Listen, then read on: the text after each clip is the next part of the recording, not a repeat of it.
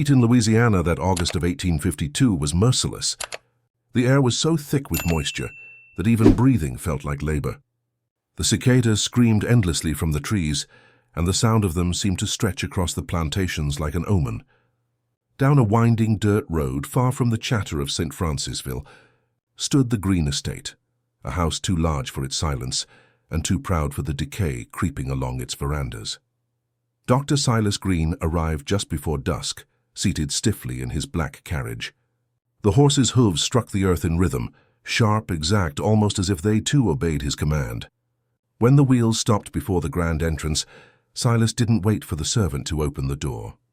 He stepped out with his usual precision, his gloved hands adjusting the brim of his hat, his grey eyes scanning the horizon as if measuring it.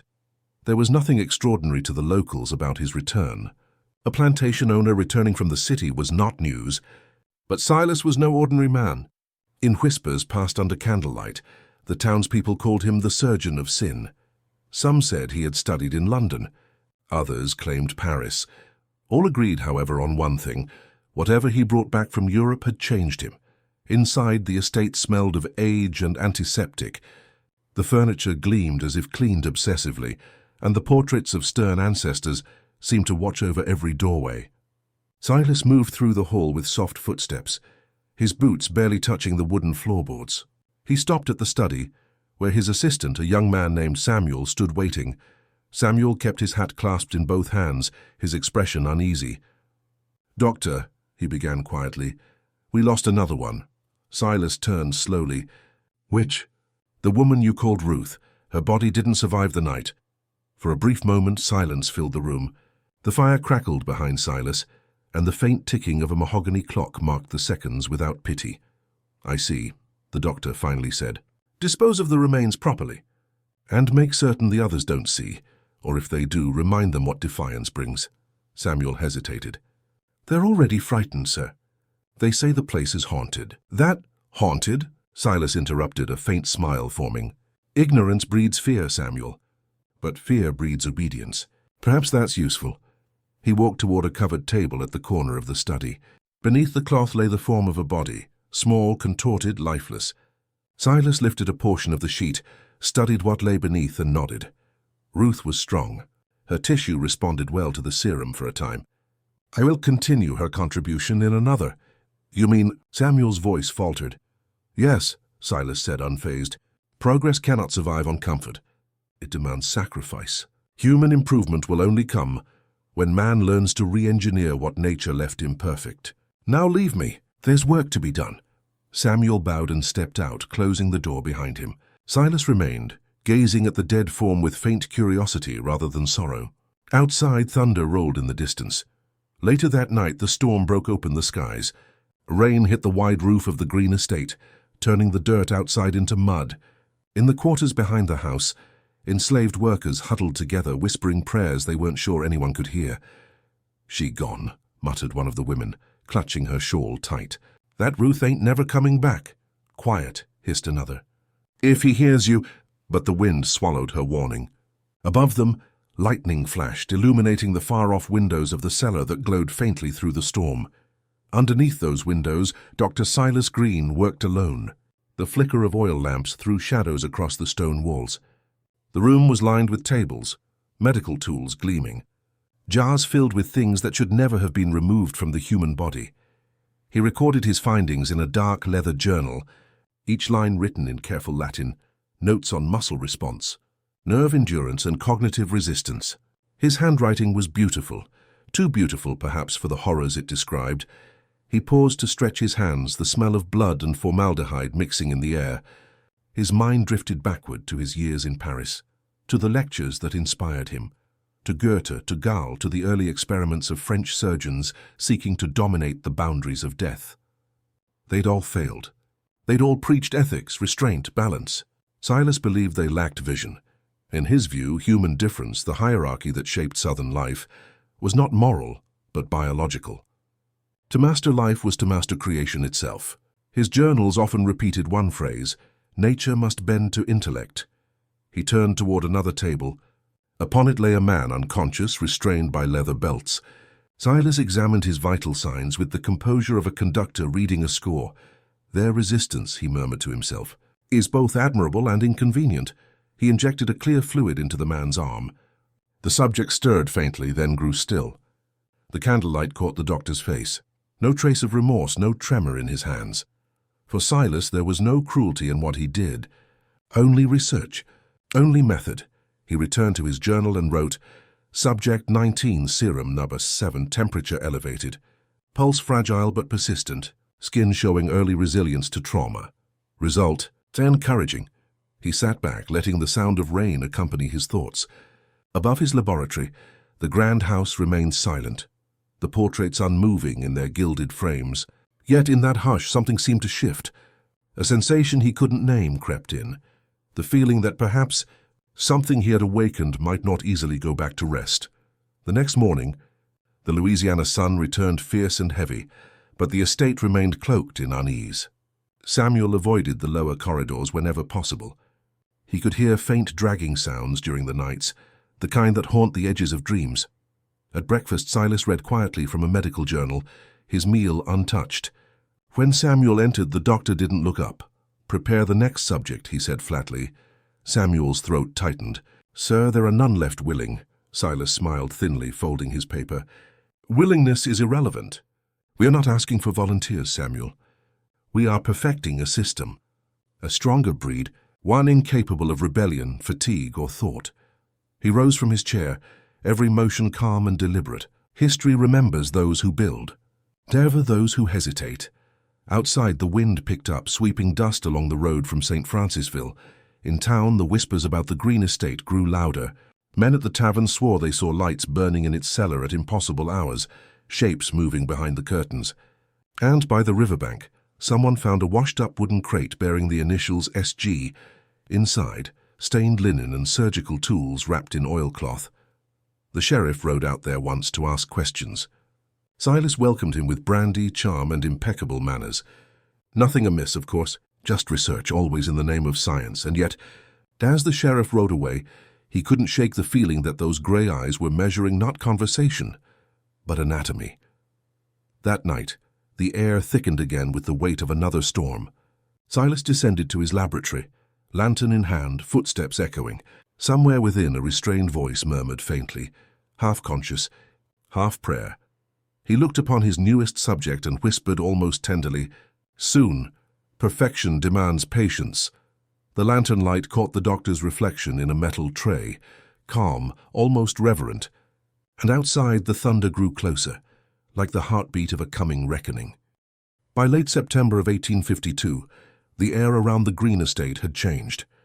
The same scent of magnolia still drifted through the still mornings, but beneath it lingered something metallic, something unmistakably wrong.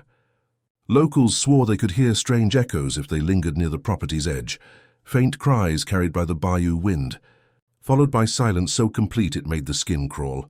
Inside the mansion, Dr. Silas Green moved with a sense of renewed urgency. His notes were growing longer, his handwriting sharper, his patience thinner. Each experiment brought him closer, he believed, to a revelation that would alter the course of human labor forever. In his private writings, he called it the adaptation process, a means by which he could scientifically control obedience itself. That morning, Samuel found him already deep in his cellar laboratory.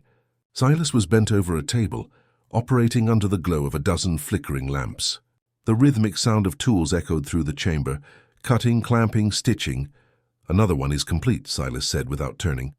Temperament stable so far, no signs of physical collapse. Samuel hesitated near the doorway, hands trembling as he held the doctor's tray. How long will he live, Doctor? Live? Silas repeated softly, finally raising his head. Life, my boy, is a variable concept. They are alive only so long as they serve purpose. Waste is what dies. The assistant swallowed hard, lowering his gaze. On the other table lay the motionless body of a man, his chest partially bandaged, breathing shallow, eyes half open but unaware. A peculiar odor mixed in the air, iron, spirit, and something synthetic that clung to the throat. Bring me the records, Silas ordered. The data from the previous subjects. Samuel obeyed, setting the notes beside him. As he turned away, He caught sight of jars lining the shelves, each containing pieces of what once were men and women, labeled meticulously: nerve section A, muscle sample nerve 6 wow, lung tissue, rejuvenated attempt.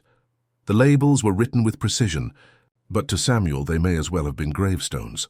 Silas flipped through his notes. His voice trembled not with doubt but excitement.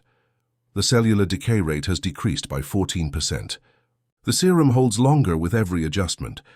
I imagine, workers tireless, immune to pain, incapable of dissent. He smiled faintly, lost in his vision. A new evolution of obedience.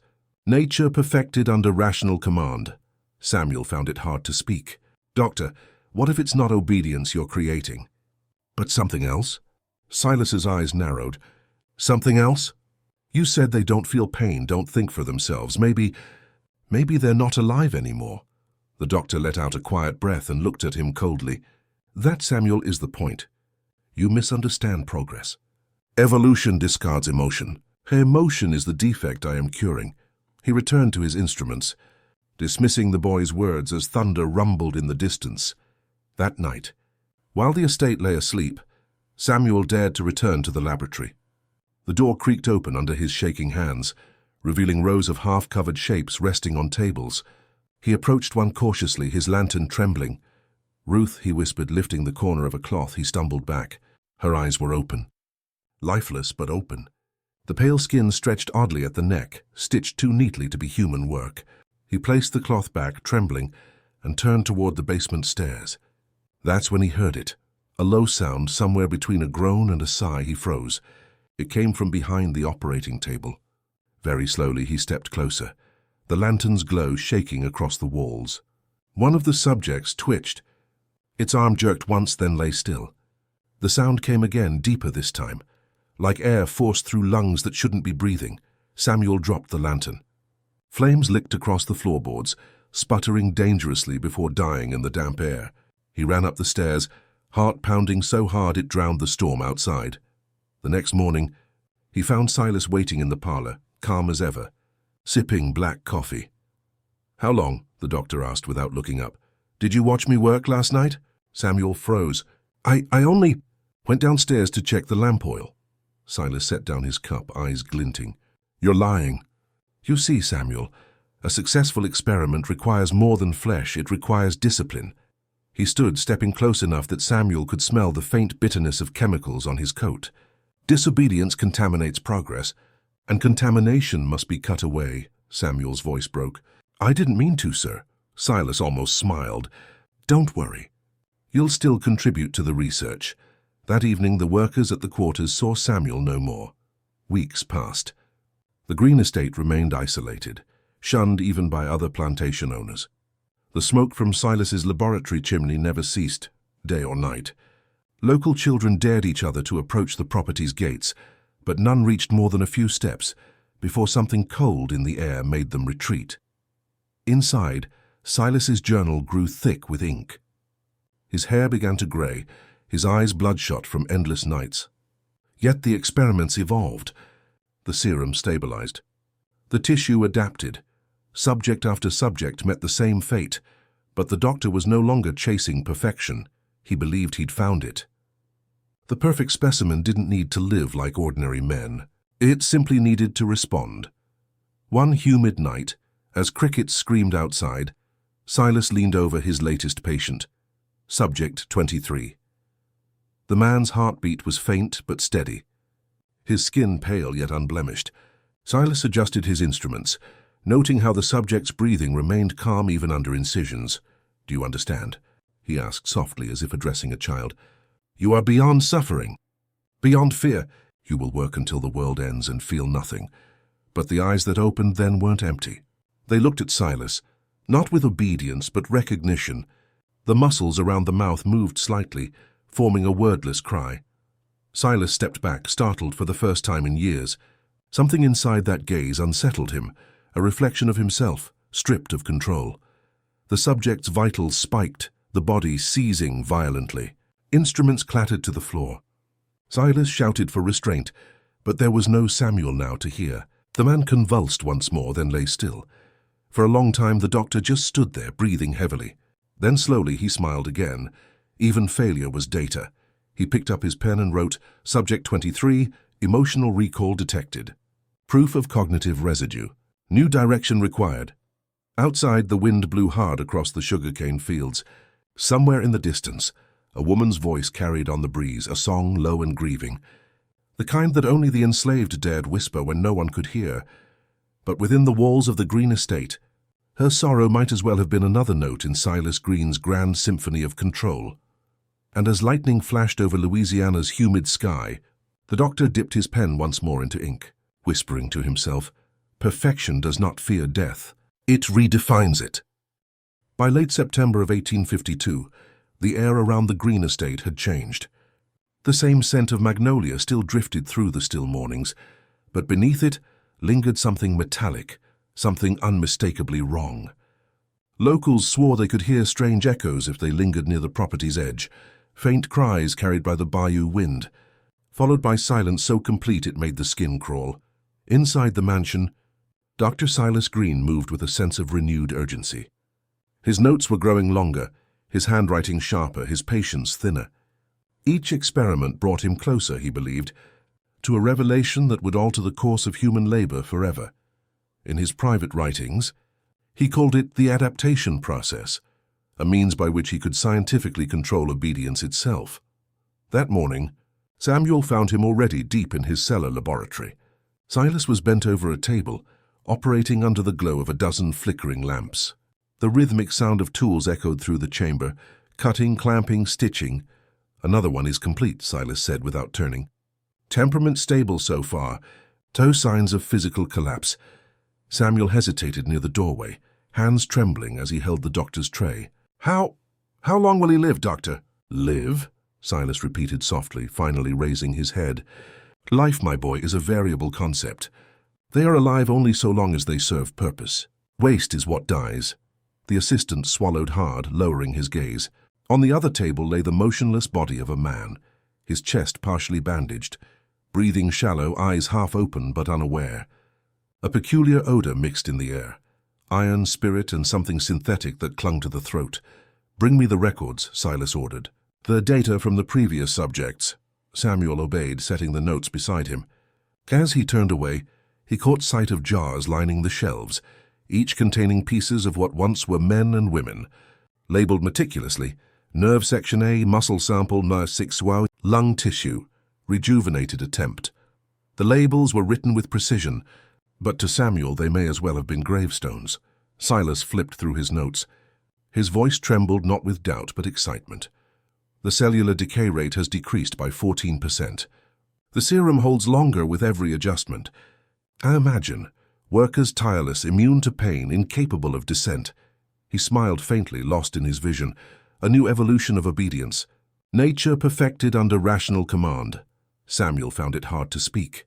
Doctor, what if it's not obedience you're creating? But something else? Silas's eyes narrowed. Something else?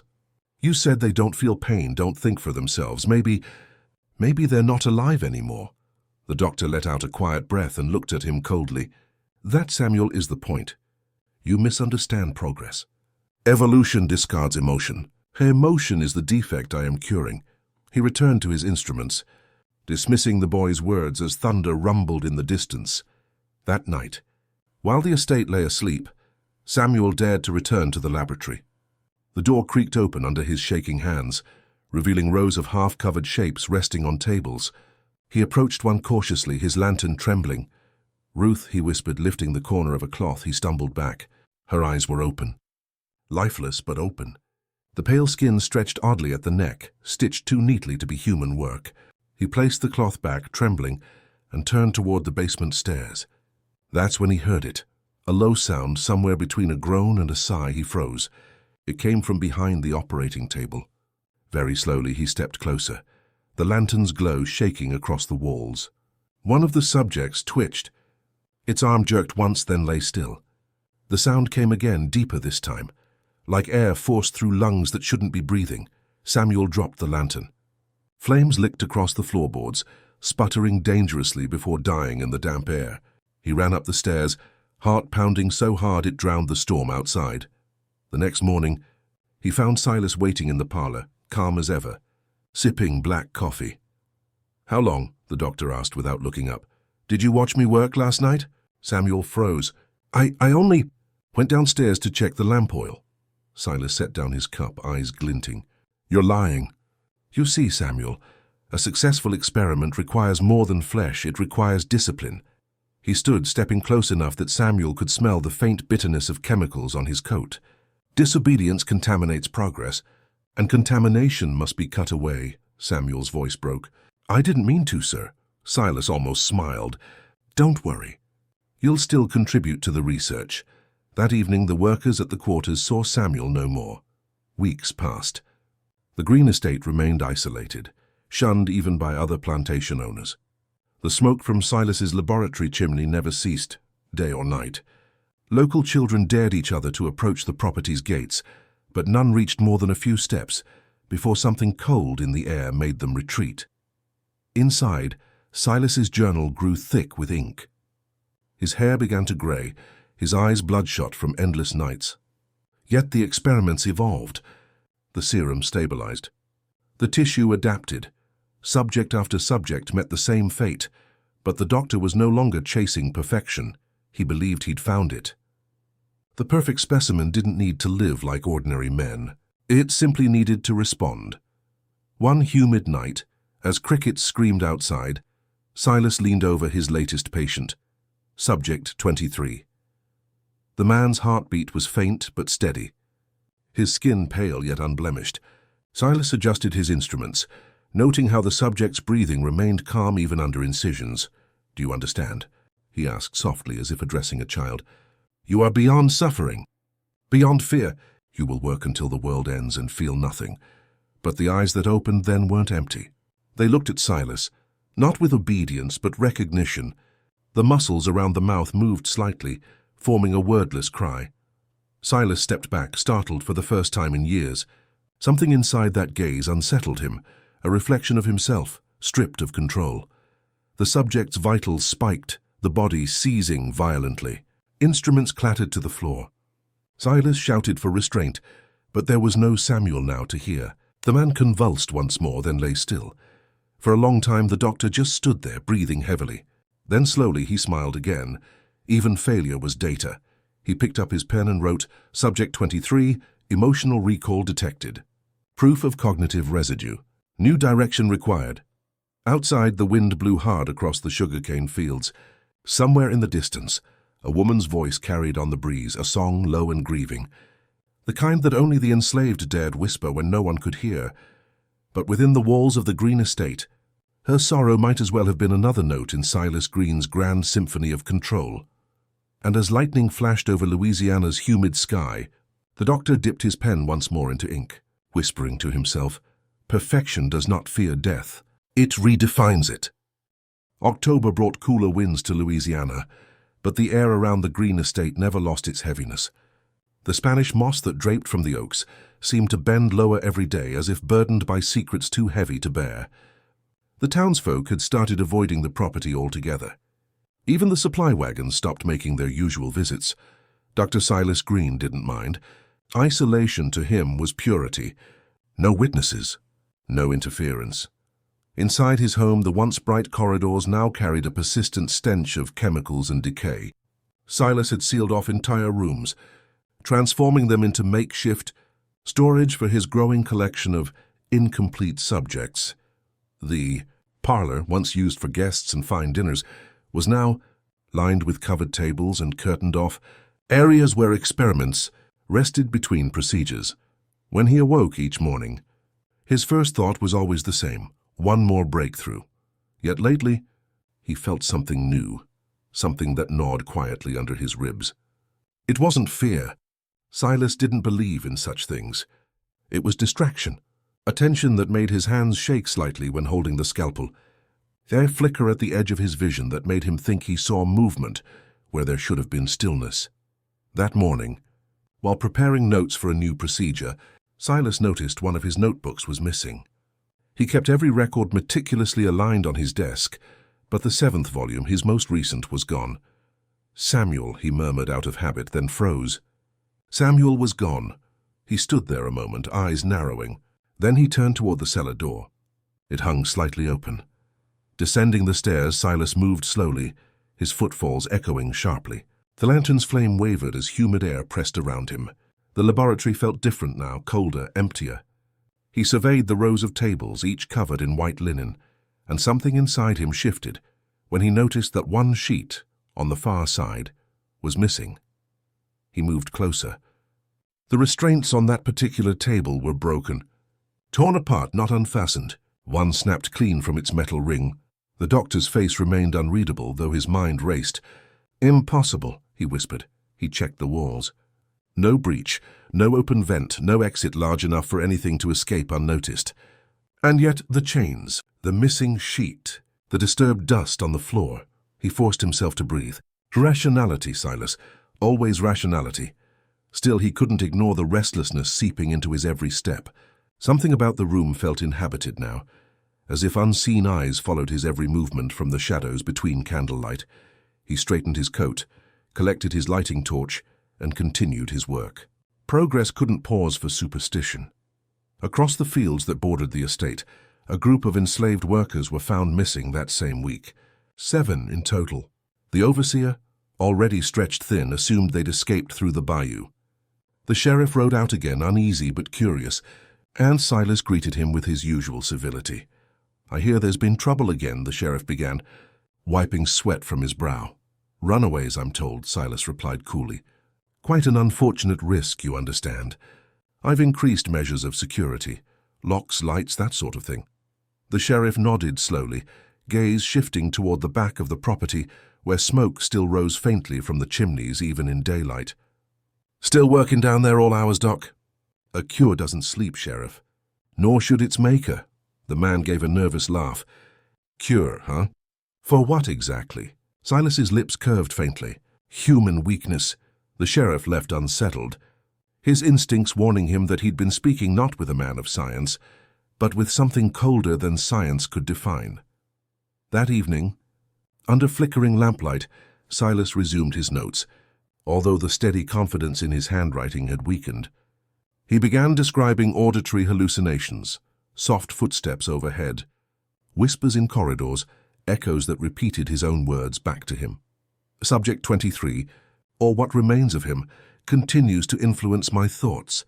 Perhaps there was cognitive residue, as I suspected. Perhaps something persists beyond tissue. He stopped and stared at the page, then angrily crossed out the last line. "Nonsense," he muttered. "Delirium of exhaustion." But the sound came again, a faint metallic scrape from the corner of the laboratory. He turned sharply, holding the lantern out. Nothing, only shadows. He walked closer, setting his hand against the table where the sound originated. Beneath the linen something shifted. Very slightly, enough for the fabric to rise, then fall still again. With a deliberate breath, Silas pulled the sheet back, empty. Relieved, he laughed dryly to himself, shaking his head. "Sleep, Green, you need sleep." He turned away, then froze. On the wall behind him, faint scratches glimmered under the light. Words crudely etched into the plaster with something sharp. "Let us rest." For a full minute, the doctor didn't move. Then, letting reason drown the tremor in his chest, he said aloud, "Nonsense. This house groans like all old things do." He turned back to his tables, but deep down he understood. No house carved words. Days blurred into nights, nights into something longer. Silas stopped receiving mail. His reflections grew abstract, his language tangled with devotion. The experiments no longer sought perfection of labor. They sought confirmation of dominion, of absolute anatomical obedience. He began preserving entire bodies, hanging them in fluid, studying not just their functions, but what he called their spiritual latency. In one entry he wrote, "They linger even when still. There is something inside them unwilling to go. I will find the switch that commands both body and soul." Rumors bloomed in St. Francisville, faster than he could refute them. Some claimed he'd gone mad. Others whispered he'd finally succeeded. But none dared to come close enough to learn which story was truth. Late one night, during another thunderstorm, the final change came. The estate went dark, every lamp extinguished, every candle snuffed out in a single gust of wind. The silence that followed wasn't natural. It was total. Silas stood in the center of his laboratory, unable to see beyond the faint ring of light his lantern offered. Dripping sounds echoed through the chamber, slow, rhythmic, deliberate. He followed the sound. Step by step, the trail led to one of the preserved units, Subject 23. The glass container was cracked. The fluid that had once perfectly encased the body was pooling across the floor. And inside the tank there was no one. The lantern flickered wildly as air pressure shifted, and for the first time the unmistakable sound of breathing came from the dark behind him. Silas turned quickly, voice trembling for the first time in memory. "Who's there?" Only the storm answered, until something whispered, low, almost human, "Doctor." His breath caught in his throat. He scanned the room, the reflection of his own trembling flame appearing dozens of times across the jars. A shadow passed behind one, then another. Suddenly every flame in the room sputtered out, and in that momentary burst of dark, Dr. Silas Green, the man who believed fear was an illusion, finally came face to face with the consequences of his own creation. The sound of shattering glass echoed through the floorboards of the Green estate.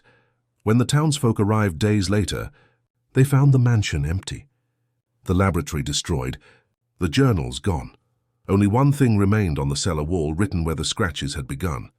"Progress demands blood, but it always takes its maker first." Time has a way of softening horror, turning atrocities into ghost stories, tragedies into folklore. But not everything buried in Louisiana's soil stays dead. By 1871, almost 20 years after the fire, the Green estate remained little more than a ruin, overgrown with vines. The land had been sold 3 times, yet no one ever built upon it. Every owner swore the same. The ground refused to settle, as if something beneath it shifted still. The legend of Dr. Silas Green had become a whisper, traded in taverns and around campfires. Some said he'd sold his soul to perfect the flesh. Others believed he'd been taken by the very things he made, his creations reclaiming their maker. It was dismissed by the educated, repeated by the frightened, and ignored by those who thought they knew better. But in the autumn of 1871, a group of men arrived with a different motive. They weren't locals. They were laborers shipped from the north, hired by a land baron with plans to clear the property and rebuild. Their foreman, a man named Carter, called the others superstitious fools when they hesitated at the edge of the ruins. "Just bricks and dust," he said, kicking through charred debris. "The doctor's long dead and so's his nonsense." The men set to work. For the first day, nothing unusual happened. But overnight their camp grew uneasy. Tools went missing. Footsteps circled their tents long after dark. The air turned heavy and damp, thicker than the swamp should allow. On the second day, one of them, Emmett, came running back from the cellar site, pale and shaking. "There's bones down there," he stammered. "Not buried proper. Rows of 'em lined like they was on tables." Carter dismissively spat into the mud. "Old graves. Every plantation's got 'em." But Emmett swore it was different. "They still tied down, Carter. Still got metal in their wrists." That night no one slept. And when dawn broke, half their tents were torn open, their supplies gone. The men packed what was left and left before sunset. Carter lingered only long enough to lock the cellar again, though the sound coming from inside made him question if the door was keeping something in or out. Months later, Carter returned alone, driven by greed or perhaps something darker. He brought with him lantern oil, rope, and a plan to salvage any artifacts the doctor might have left behind. The journals of men like Silas, even in pieces, fetched gold from collectors. He entered at dusk, following memory and instinct. The air hadn't changed. Every step echoed through the hollow ruins, as if the house remembered him. In the place where the parlor had stood, he found a slab of stone, scorched but intact, engraved faintly with the letters S. "Gee," he smiled grimly. "'Bout time this cursed ground paid back a little." Carter pried the slab loose. Beneath it, a stairway waited, descending into darkness, untouched since the night of the fire. The smell that rose from below was enough to make him gag. He lit his lantern and went down. The deeper he descended, the colder it became.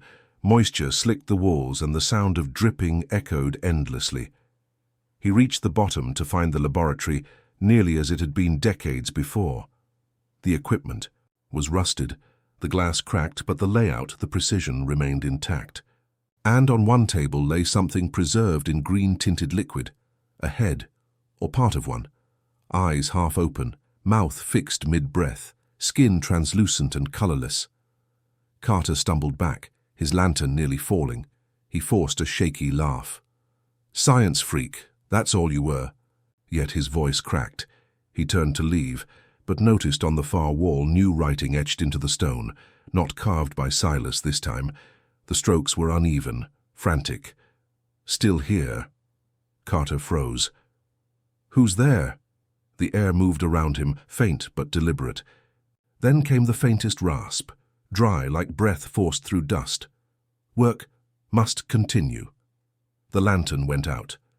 By morning, a group of hunters passing the property saw smoke rising from its center again.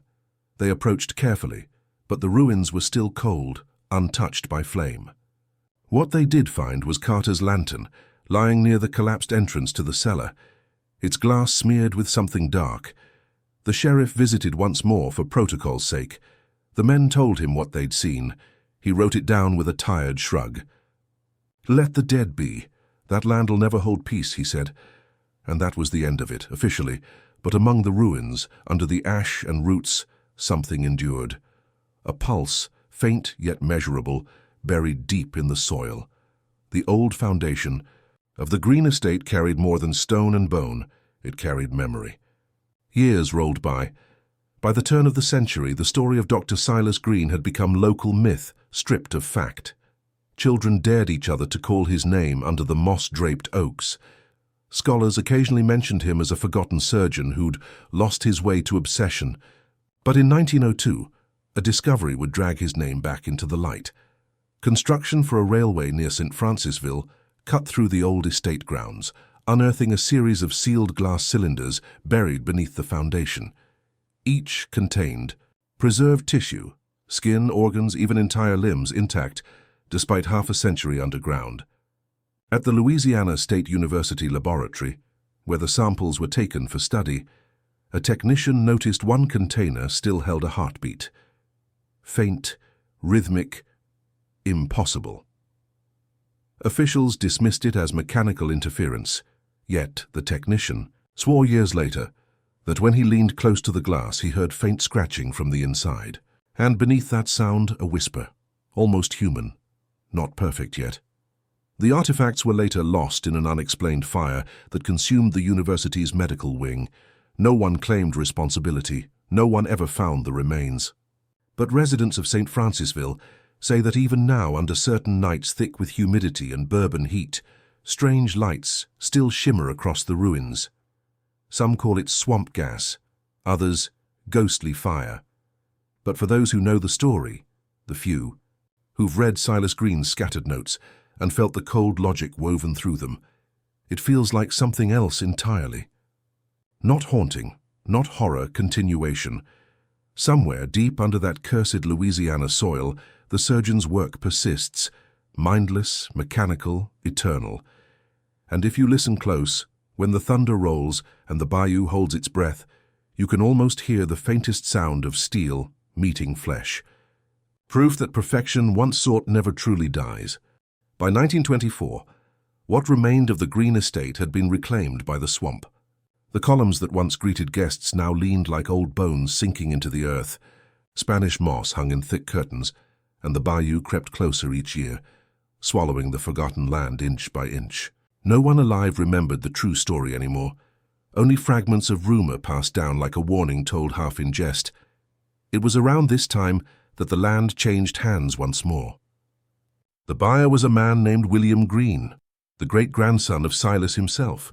A lawyer from Baton Rouge, ambitious and confident, he claimed he wanted to restore the estate for family honor.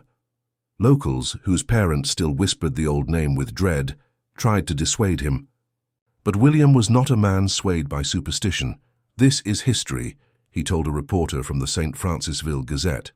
"I'll rebuild it, make it livable again. All that nonsense about ghosts and doctors will stay where it belongs, in graveyard tales." Work began that same summer.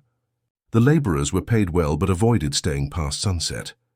They complained of strange noises under the soil, soft vibrations, like something breathing just beneath the foundation. William dismissed it as swamp gas and nerves. When autumn arrived, the first structure rose again, a modern house built directly over the ruins of the old one, with the cellar sealed by thick concrete. William decorated the walls with family portraits and documents, proud of his lineage. One night, while organizing trunks left by his late father, he discovered an envelope sealed with dark red wax. The initials pressed into the seal were unmistakable. S.G. inside lay a folded sheet of parchment, covered in elegant handwriting. At first the ink was faint with age, but under the lamplight the words returned clear. To my successors, the work must continue. Beneath you lies the key to a higher order. Seek it and perfection will come at last. William frowned. He had never believed in family myths, but curiosity pressed him deeper. He spent nights pacing the halls, dreaming of laboratories he had never seen, hearing echoes of instruments clinking below his feet. Within a week, he had hired men to reopen the old cellar, despite warnings. History, he said again, must not remain buried. The excavation began in November. Layers of charred timber, metal fragments and old brick gave way to a hollow cavity beneath the house. When the workers reached it, they found a chamber more intact than anyone expected, its walls glistening as though moisture couldn't touch them. Inside, in the center of the room, stood a large, rusted cylinder. The markings on it were faded, except for 3 letters etched violently into the metal: S.G. William approached slowly, brushing off the dust. A small crank mechanism was built into one side. Against all reason he turned it, half for bravado, half for thrill.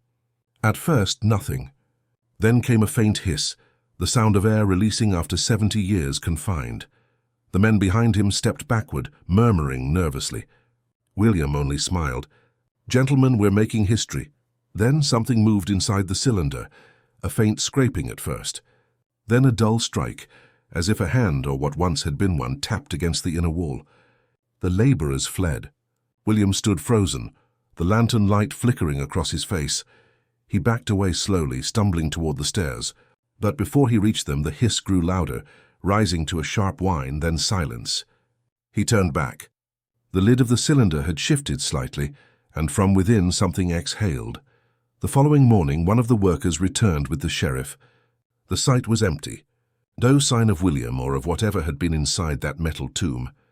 Only a trail of footprints led up the stairs, through the torn remains of the house, and into the marshland beyond.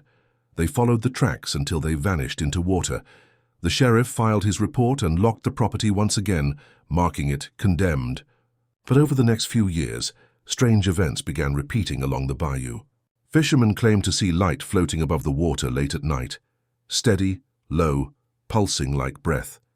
Some heard faint metallic sounds echoing through the cypress trees, like instruments sharpening themselves in the dark. Locals once again began speaking the name, Silas Green. But now, it came with a new phrase whispered through the Delta towns. The bloodline woke him. Half a century later, in 1978, the estate passed quietly into state hands. A historical preservation team arrived to catalogue what was left.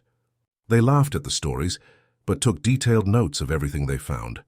Old surgical instruments fused with rust, fragments of glass jars, pages preserved under oilcloth. One researcher, a young historian named Lydia Crane, spent weeks cross-referencing the documents. What she uncovered chilled her to silence. Silas's experiments, she realized, weren't about medicine or labor improvement. They were psychological manipulation through physiological alteration, attempts to remove emotion entirely from the brain's response cycle. The goal was obedience not through fear, but through deletion of will itself. She found one final entry in a fragment of his journal, partially scorched but legible. If instinct persists, erase it. If rebellion remains, sever it. What cannot be trained must be remade. Lydia shared her findings with no one. She left St. Francisville the next morning, and within 3 weeks she disappeared while traveling through Baton Rouge. Her notes arrived at the State Archive in a sealed package, sent anonymously. Attached was a single message typed on yellowed paper. It breathes beneath us still. Today, the location of the original Green estate is unmarked, fenced off, and overgrown. The state cites hazardous ground conditions as the reason for restricted access, but those who work nearby at night swear they sometimes hear faint whispering, drifting across the swamp. Measured, clinical phrases, spoken in a voice too calm to be human. And when storms roll through and the thunder churns the air heavy enough to taste, a single light can be seen glowing faintly between the trees. Historians dismiss it as phosphorescence. Locals deny seeing anything at all, but those few who've dared to linger, watching that lonely glow flicker and pulse, all swear it moves like breath, steady, patient, alive. And if you listen closely enough, they say, you can hear a man's voice rising faintly over the cicadas and the wind. Perfection, it murmurs. Just one more attempt. By 2003, the story of Dr. Silas Green had all but vanished from local record. New generations had grown up without ever hearing his name.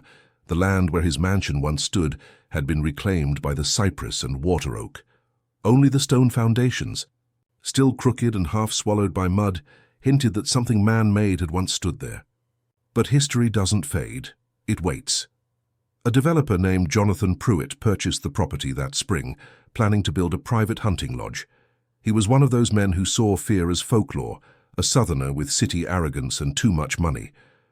The ruins intrigued him, especially after hearing whispers from the local survey crew about a haunted doctor's land. He smirked at their hesitance. Ghost stories don't scare profit, he told them. The only spirits I care about come in bottles. He approved the blueprints that same week. Bulldozers arrived clearing brush and trees. When the machines rolled over the old foundations, their engines sputtered. Twice, the equipment shut down with no mechanical cause. The men grumbled about cursed ground, but Pruitt only laughed. On the fourth day, one of the workers struck something hard beneath the soil. Thinking it a rock, they dug deeper, until the edge of a metallic object emerged. It wasn't stone at all, but rusted steel, wide and curved. Its surface bore faint letters etched by hand. Only 3 remained legible. Esga. A strange unease fell over the site. The men refused to touch it further. Pruitt, irritated, took a crowbar himself. Probably old machinery, he muttered, prying loose the outer layer. Beneath it, a hollowed space revealed itself, filled with black water and the smell of something ancient. The foreman caught his wrist. "Sir, don't." But Pruitt did. The sound that came out wasn't air escaping. It was a sigh. Low. Human. The crew fled the site that afternoon. By sunset, none had returned. Pruitt remained behind, pride hardened into defiance. He stayed alone until nightfall, walking the perimeter with a flashlight, convincing himself that what he'd heard was imagination, or perhaps an echo trapped in the steel. Around midnight, the generator outside the construction tent shut off. Blackness swallowed everything. Then faintly, beneath the drone of insects, came the rhythmic tapping of metal. 1, 2, pause. 1, 2, like a coded signal repeating just below the earth. Pruitt stormed out of the tent, cursing, flashlight trembling in his hand. The tapping stopped. The silence felt too large, an absence that pressed against his chest. He shouted into the darkness, "Enough with your games." No answer. He moved toward the excavation pit, light sweeping over half-dug soil and equipment. The night air was thick. The scent of rust had turned almost sweet. He leaned closer to the steel surface. Moisture dripped from somewhere inside the hollow. Then the beam of his light caught a reflection, a faint outline of a face, eyes closed, pressed against glass. He stumbled backward, falling hard. The flashlight cracked, extinguishing instantly. Somewhere from inside that buried chamber, something touched the metal from within. 3 knocks this time. Slow, deliberate, answering his own heartbeat. The following morning, the worksite was deserted. The foreman reported to the parish office that Pruitt had left during the night, taking the company truck and equipment with him. But hours later, locals found the truck parked not far from the Bayou Bridge, engine cold, headlights still on, driver's door open. The seat was soaked in mud. There were no footprints leading away. The development project ended quietly. Lawsuits settled, permits withdrawn. The land was sold once more, though no new buyers ever stayed long enough to break ground. But the strange part came a month later, when the parish clerk received a letter from a private post office box. signed not by Pruitt, but by someone using his name. Inside was a single photograph of an old journal page. The handwriting, neat but uneven, read, "He was right. It listens." Time moved as it always does, relentless. By 2025, the story of the Green Estate existed only online, hidden in obscure Louisiana forums. Conspiracy enthusiasts argued over recordings said to have been made near the property, tapping sounds under static, phrases that seemed almost intelligible. Audio engineers dismissed them as interference. But deep in Baton Rouge, a college student named Elise Monroe stumbled across the legend while researching forgotten Southern folklore. Her curiosity became obsession. She visited the archives, piecing together bits of Lydia Crane's lost research, and eventually traced the land deed records back to one name repeated through generations: Green. Elise grew convinced the story wasn't myth. She wanted proof. On a humid evening in July, she drove north, leaving the city lights behind. Fireflies flickered through the trees as her car reached the forgotten road. There was no gate, just the whispering sound of wind through water. She parked, stepped out, flashlight in hand. The smell hit her first. Metallic, faint but familiar. She walked past what was left of the columns, barely visible under vines. Her boots sank into the soil. Every step made a noise that didn't sound like earth. It sounded hollow. Below her, the beam of her flashlight caught something in the mud. A single piece of corroded metal, curved like part of a cylinder. She crouched, brushing it clean. The letter S glimmered under grime. The soil trembled slightly under her hand. Then tap, tap. Her breath caught. At first she thought it was her pulse in her ears. Then another tap came, slower, harder, closer. She stepped back. The mud at her feet shifted, almost imperceptibly, and a line of small bubbles rose between her boots. Within them she could hear the faintest echo far below, a whisper older than she could imagine. "Elise!" She froze. Ice ran through her veins. The voice had no direction, no source, just sound seeping through the earth. Her flashlight flickered once, twice, then went dark. In the distance, thunder rolled over the bayou. The air thickened like breath against her neck, and in that instant she realized Silas Green had never died. He had merely adapted. When Elise's car was found 2 days later, it sat at the road's edge with both doors wide open and the keys still in the ignition. Neither her phone nor her camera were ever recovered, but on the recording stored in her car's dashcam, just before the footage cuts to black, 4 seconds of audio remain. A faint metallic tapping. 1, 2, pause. 1, 2. Followed by a single whisper, distorted but recognizable. The perfect design evolves. By 2047, the land once known as the Green Estate had been renamed and quietly absorbed into state conservation territory. St. Francis Wetland Preserve. Official guides spoke only of wildlife and biodiversity, never of history. Tourists who came to photograph the bayou's mist had no idea what waited beneath those waters. But legends have long memories, especially in Louisiana. The locals still avoided that part of the swamp when the moon hung low and heavy. They said the ground there still twitched like something breathing just under the surface, which is why when a tech startup from New Orleans announced plans for a deep earth excavation and research lab to study subterranean methane flows, the old generation watched from a distance in silence. One woman muttered to her grandson at the diner, "They don't know what they're digging into." Her grandson laughed, but she didn't. The project was led by Dr. Rachel Vance, a geologist and sensors specialist. It was meant to be an environmental study, not an excavation of the dead. But from the moment her team began drilling, the signals turned strange. The seismographs registered rhythmic activity, not random tremors or animal burrows, but patterns, repeating at 2-second intervals. Tap, tap, pause. Tap, tap. Vance thought it was interference from the machinery, but the readings kept returning even after shutdown, always from the same coordinates, right beneath the foundation ruins that had once belonged to Dr. Silas Green. She cross-referenced it out of curiosity. The name meant nothing to her. She'd never read the old archives. But when she visited the local library to research the area, she found something odd. The microfilm copies of parish records from the 1800s showed several censored pages, all redacted by state order, decades after the documents should have expired. The listed reason: experiment documentation, biological. The librarian refused to elaborate. Some stories aren't meant to be learned twice, the old man warned her. But Rachel Vance wasn't superstitious. She returned to the site more intrigued than afraid. That night, as her team prepared sensors for seismic calibration, the signal changed again. It began sending back not just rhythm, but modulation. The computers translated it into decibel-level waves, resembling structured frequency shifts, a pattern not unlike Morse code. Her technician frowned, boosting the feed onto the monitor.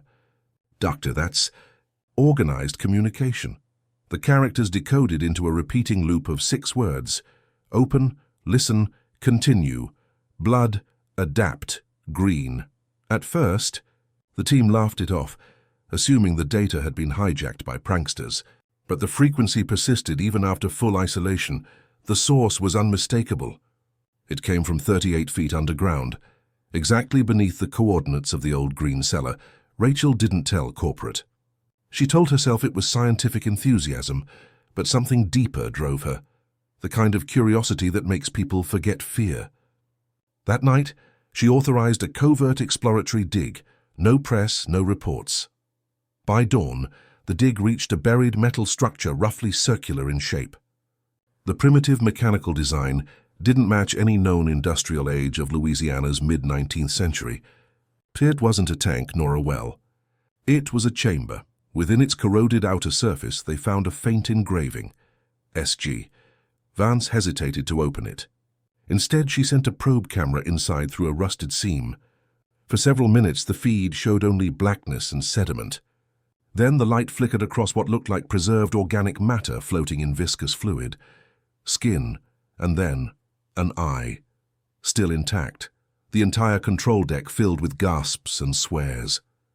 The camera's signal began to distort violently. A pulse of static surged across every monitor. When the image stabilized, the camera feed showed what looked like dozens of pale human forms suspended, conjoined by what could only be threads of tissue, like roots growing out of one another. Most horrifying of all, some of them were breathing. Rachel ordered an immediate evacuation. The machinery powered down, but before anyone could leave, the chamber gave a sound, a low trembling vibration that rolled through the ground beneath their boots. Tap, tap, pause, tap, tap. The next morning, the company headquarters in New Orleans received a garbled transmission. It contained only seconds of audio and a single video still. The footage showed the excavation tent cast in dim emergency light. In its center, Rachel stood motionless before the open cavity, facing what looked like a mass moving in the dark. Her voice was faint, calm, measured, almost reverent. "We shouldn't have stopped him," she said. He was right about evolution. Perfection doesn't vanish. It waits. Then the feed cut out entirely. When investigators reached the site, every instrument, tent, and piece of machinery was gone, as though swallowed by the swamp. The only thing left intact was the ground itself, compressed into patterns resembling handprints, hundreds of them, pressed outward from below. Months later, one final email left the inactive corporate server. Subject line: continuation successful, no attachments. No trace of sender, but the metadata matched the exact coordinates of where Rachel Vance's transmitter had last gone offline. Modern folklore in Louisiana now calls that place the Red Hollow. Teenagers tell stories about hearing voices through the floodwater at night, of whispers echoing through the trees like a scientist reciting an oath. Hunters claim that the swamp lights have doubled, flickering in rhythm. 2 quick flashes, pause, then 2 again. Locals won't go near it. Even the alligators avoid that section of the bayou, and environmental drones that periodically scan the wetland region for methane detection. Their instruments still pick up interference, steady, symmetrical pulses following one familiar pattern: tap, tap, pause, tap, tap. Deep below Louisiana, beneath more than a century of water and soil, something restless continues its work. They say Dr. Silas Green may have died in 1852, but his design did not. It learned. And sometimes, under heavy rain, if the bayou goes still enough to hold its breath, you can almost hear it rising, the faint rhythm of steel and flesh intertwined, the heartbeat of what he built echoing through generations. Perfection isn't human, it's patient, and it never stops evolving. Every family hides secrets, some so dark they should never see the light of day. Here, we open the doors to those shadowed pasts, uncovering hidden crimes, silent pacts, and stories that echo like ghosts through the halls of memory. If you've made it this far, it means you also carry that forbidden curiosity. So don't hesitate. Subscribe to the channel now, turn on the bell, and follow our next revelations.